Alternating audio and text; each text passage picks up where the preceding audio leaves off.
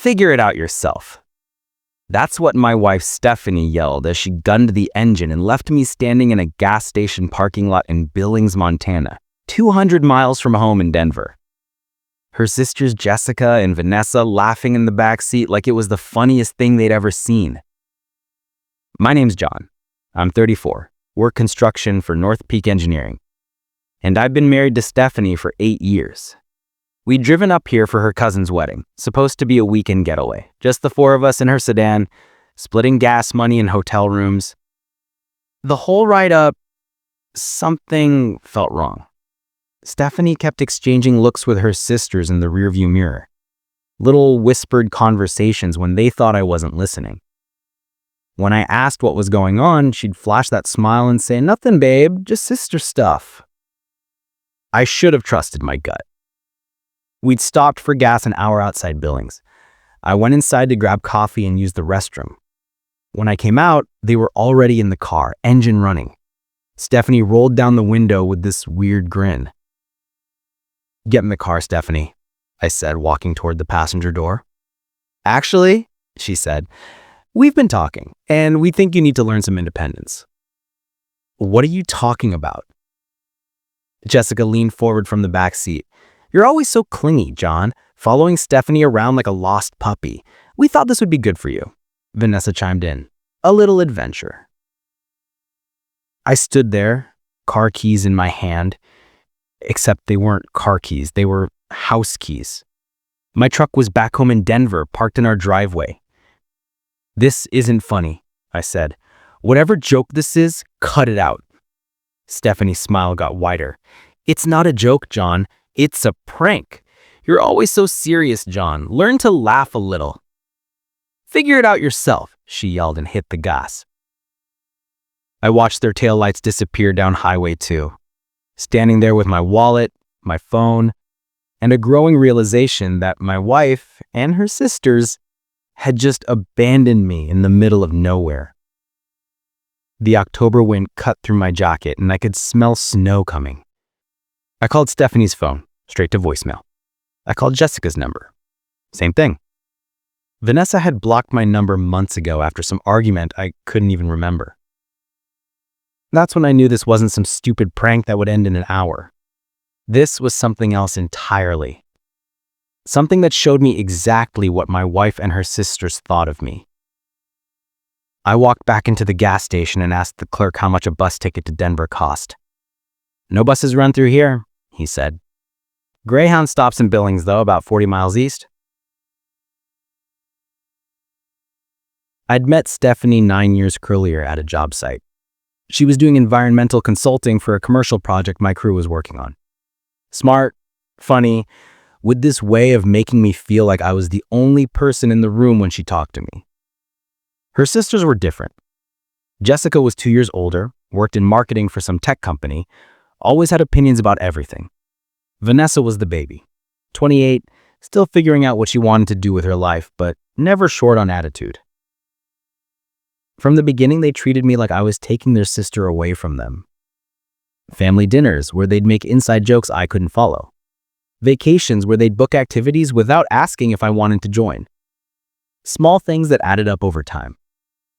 "They're just protective," Stephanie would say whenever I'd brought it up. "They'll warm up to you." But they never did.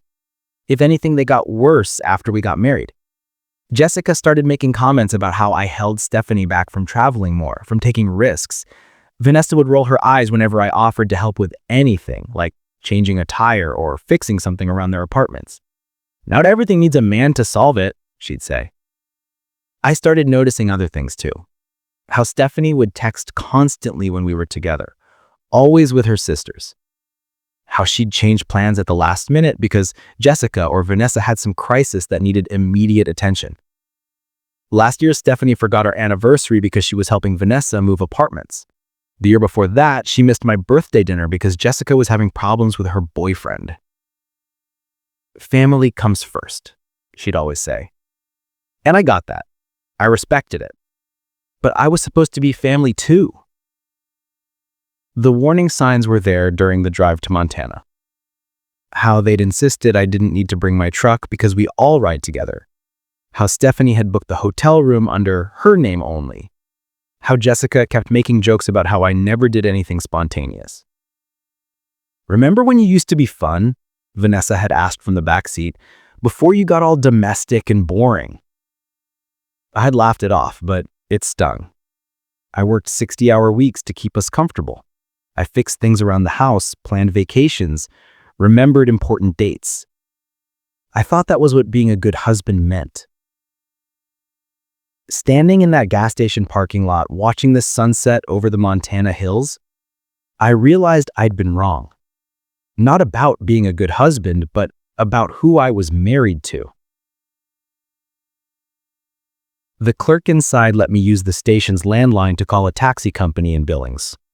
$60 ride I couldn't really afford, but I needed to get to that bus station. The bus ride to Denver took 14 hours. 14 hours to sit in that uncomfortable seat and think about my marriage, about the woman I'd spent 8 years trying to make happy.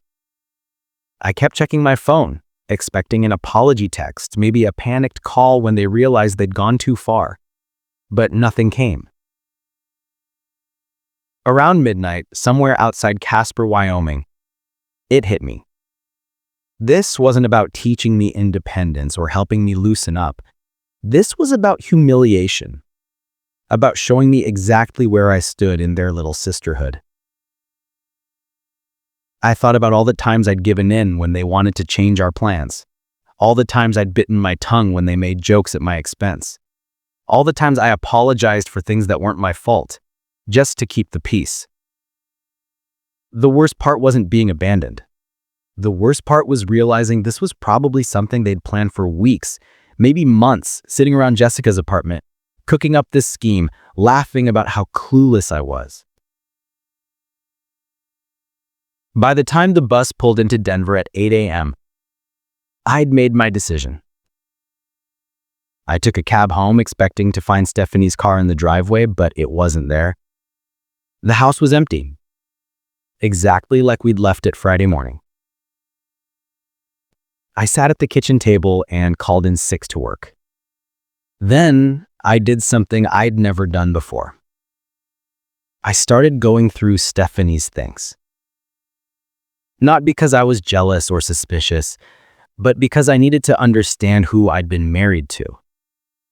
Her laptop was password protected, but she'd always been careless about closing browser tabs. I found group chats between her and her sisters going back months. Screenshots of our text conversations that she'd shared with them, complete with laughing emojis. Photos of me sleeping that she'd sent them with captions like, "dead to the world as usual" and "zero awareness." But it was the thread about the Montana trip that broke something inside me. Jessica had suggested it first. We should totally ditch him somewhere and see how long it takes him to figure out how to get home. Vanessa, OMG, yes, he's so dependent on stuff for everything.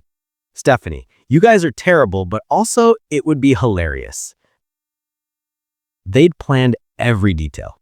The gas station stop, the story about needing independence, even the backup plan. If he somehow made it home before them, he'll probably just call his mom or something. Jessica had Newton. Big baby. I closed the laptop and sat there for a long time. Then I went upstairs, packed a bag, and left. I didn't leave a note. I didn't turn off the utilities or lock the door. I just walked out the same way they drove away from me. The difference was, I wasn't coming back. I drove my truck to my brother Kevin's place in Colorado Springs. He worked nights at a manufacturing plant and had a spare room in his apartment. When I showed up at his door with a duffel bag and no explanation, he just nodded and handed me a beer.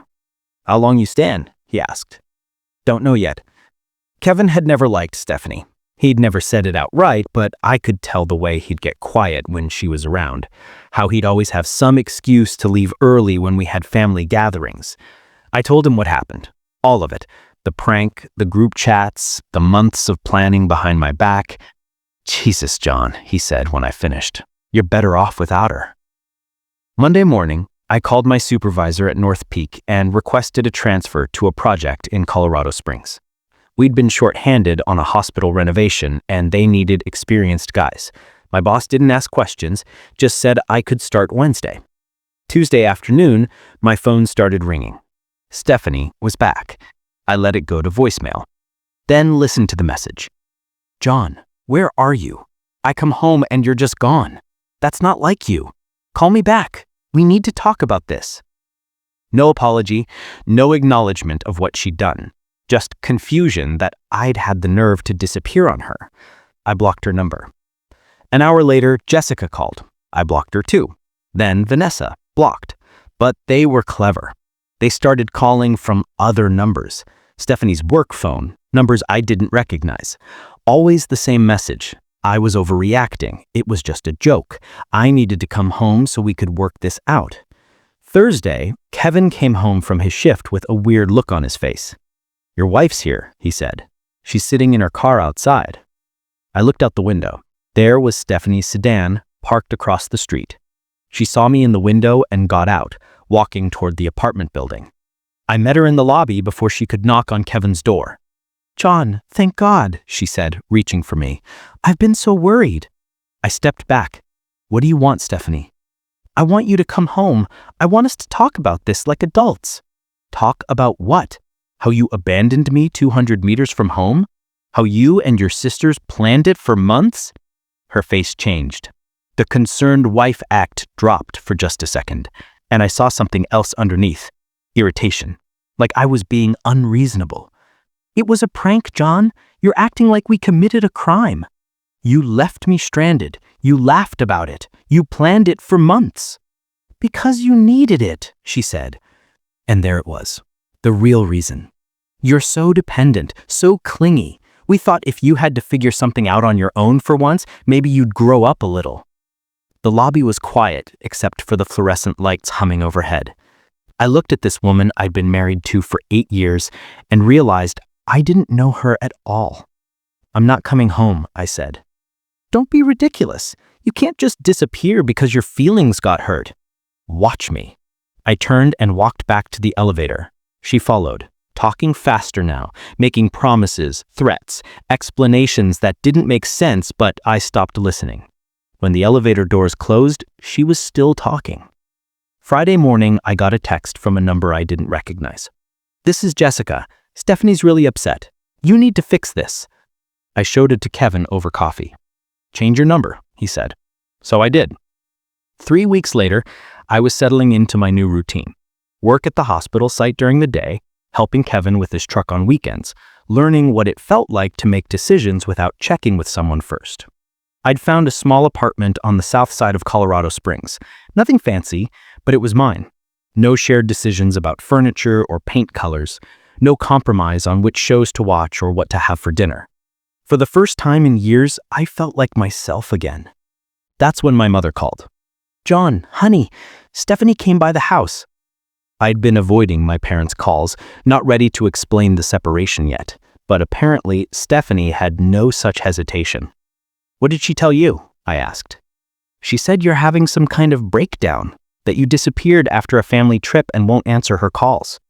I could hear the worry in my mother's voice. Mom had always liked Stephanie, thought she was good for me, stable, responsible. "It's not a breakdown, Mom. We're having problems." "What kind of problems that can't be worked out?" I didn't want to get into details, didn't want to explain the group chats or the planning or the months of subtle cruelty that had led up to that moment in Montana. It would sound petty, like I was overreacting to a joke. "I'll call you later, Mom. I need to think about some things." But after I hung up, I realized Stephanie was still playing the game, still controlling the narrative, making me look like the unstable one, the one who'd abandoned his marriage over nothing. I drove back to Denver that weekend, not to the house Stephanie and I had shared, but to my buddy Marcus's place. He worked construction too, had been at my wedding. "Heard you and Stephanie split up," he said when I showed up at his door. "Sorry, man." "What did you hear?" "Just that you took off after some fight. She seemed pretty torn up about it." There it was again. Stephanie's version of events, where I was the bad guy who'd overreacted and abandoned his wife. Marcus offered me a beer and we sat on his back porch. I told him the real story, all of it. "That's messed up," he said when I finished. "Why would she do something like that?" "I think she wanted me gone. Not permanently, but I think she liked having the power to hurt me, to show me how little I mattered." Marcus was quiet for a while. Then, "You know what I remember about your wedding?" I shook my head. "During the reception, you were talking to some of my crew guys, just normal conversation, but every time you'd laugh or seem like you were enjoying yourself, Stephanie would come over and interrupt, find some reason you needed to be somewhere else." I remembered that. How she'd kept pulling me away from conversations, saying we needed to thank this relative or take photos with that group. "I thought she was just being a good hostess," I said. "Maybe, or maybe she didn't like seeing you happy without her." That night, I drove past the house where Stephanie and I had lived. Her car was in the driveway, lights on in the living room. I could see her shadow moving around inside. I didn't stop, didn't just, drove past and kept going. But seeing that house, remembering the life I'd built there, made me realize something important. I wasn't just running away from a bad marriage, I was running towards something better. Over the next few months, I started taking steps I should have taken years ago. I opened my own bank account, transferred my half of our savings, found a lawyer who specialized in divorce cases. The lawyer, a straightforward woman named Patricia Coleman, listened to my story without judgment. "Do you have documentation of the harassment?" she asked. I showed her the blocked numbers on my phone, the messages from Jessica and Vanessa, the way they'd been calling my workplace. "And you said she went to your parents' house?" "Yeah, told them I was having a breakdown." Patricia made notes on her legal pad. "We can work with this. Colorado is a no-fault divorce state, but the harassment could be relevant for other purposes." I signed the papers that afternoon. Patricia would handle serving Stephanie and starting the proceedings. "One more thing," she said as I was leaving. "Don't engage with any contact attempts. Don't respond to calls, texts, or in-person visits. Anything you say can be used to paint you as unstable or vindictive." "What if she shows up at my work?" "Document it. Call the police if necessary, but don't engage." The hospital renovation project was going well. I'd been promoted to crew leader, supervising a team of 5 guys. The work was steady, the pay was decent, and nobody cared about my personal life as long as I showed up and did my job. I started taking evening classes at the community college, business management, something I'd always been interested in but never had time for when Stephanie and her sisters were constantly demanding attention. For the first time in years, I had space to think, to figure out what I actually wanted instead of just reacting to what other people expected. 2 months after I'd filed for divorce, Kevin called me at work. "That lawyer of yours wants to talk to you, says it's important." I met Patricia at her office that afternoon. She had a stack of papers on her desk and a satisfied look on her face. "Your wife's been busy." She said she hired her own attorney and they're trying to claim abandonment. Says you left without warning and refuses to participate in marriage counseling. Abandonment? It's a stretch, but they're arguing that your leaving was deliberate and vindictive. They want to contest the division of assets. I felt something cold settle in my stomach. Even now, even after everything, Stephanie was trying to control the situation. "But here's the interesting part," Patricia continued. "I had an investigator do some digging. Your wife's been telling people that you became abusive and she had to escape for her safety." "That's a lie." "I know, and I can prove it. The investigator found social media posts from the weekend you were abandoned, photos of your wife and her sisters celebrating at some bar in Billings, captions about girls' weekend and freedom. She showed me printouts of Instagram posts. Stephanie and her sisters raising shot glasses, huge smiles, posted at 11 p.m., the same day they'd left me at that gas station." "This destroys their narrative," Patricia said. "They can't claim they were afraid of you while simultaneously celebrating your absence." I stared at the photos. In one of them, Jessica was wearing my Denver Broncos cap, the one I'd left in the car when I went into the gas station. "There's more," Patricia said. "The investigator also found the group chat messages. Your wife was careless about her privacy settings." She handed me another stack of papers. Screenshots of the conversations I'd seen on Stephanie's laptop, plus dozens more I hadn't found. Months of planning, laughing about my reactions, making bets about how long it would take me to crawl back home. "We file our response tomorrow," Patricia said, and then we end this. The divorce hearing was scheduled for a Tuesday morning in March. I wore my best suit, the one I'd gotten married in 8 years earlier. Stephanie sat at the other table with her attorney, a sharp-dressed man who looked like he charged by the hour. She'd lost weight, looked tired. When our eyes met across the courtroom, she tried to smile like we were still on the same team. Her attorney went first, painted me as an unstable husband who'd abandoned his wife after a minor disagreement, said I'd disappeared without warning, refused counseling, and was trying to punish Stephanie for a harmless prank. Your Honor, Mr. John Thompson was clearly looking for an excuse to leave his marriage. He used a simple misunderstanding between family members as justification for abandoning his responsibilities. Patricia stood up when it was our turn. She was calm, professional, deadly. Your Honor, I'd like to submit evidence that contradicts the petitioner's claims. She handed the judge the stack of screenshots, the social media posts, and the documented harassment. Piece by piece, she dismantled Stephanie's story. These are text messages between the petitioner and her sisters planning what they call a prank for months in advance. Here are social media posts from the night they abandoned my client, celebrating their actions. And here are records of continued harassment after my client requested no contact. The judge reviewed the documents in silence. Stephanie's attorney whispered urgently to her, but I could see the panic in her face. Furthermore, Patricia continued, the petitioner has been spreading false claims about my client's mental state and character to mutual friends and family members. This is a pattern of manipulation and emotional abuse, not the actions of a concerned spouse. When the judge finally looked up, his expression was neutral, but firm. Based on the evidence presented, I'm granting the divorce as requested. Assets will be divided equally with no spousal support awarded to either party. The court finds no evidence of abandonment or abuse by the respondent. Stephanie tried to approach me in the courthouse hallway, but Patricia stepped between us. No contact, she said firmly. The order is still in effect. I walked to my truck without looking back. 3 years after that gas station in Montana, it was finally over. The business management courses paid off. 6 months later, I started my own construction company, Thompson Contracting. Small jobs at first, bathroom renovations, deck repairs, but the work was steady, and the customers appreciated having someone who showed up on time and did what he promised.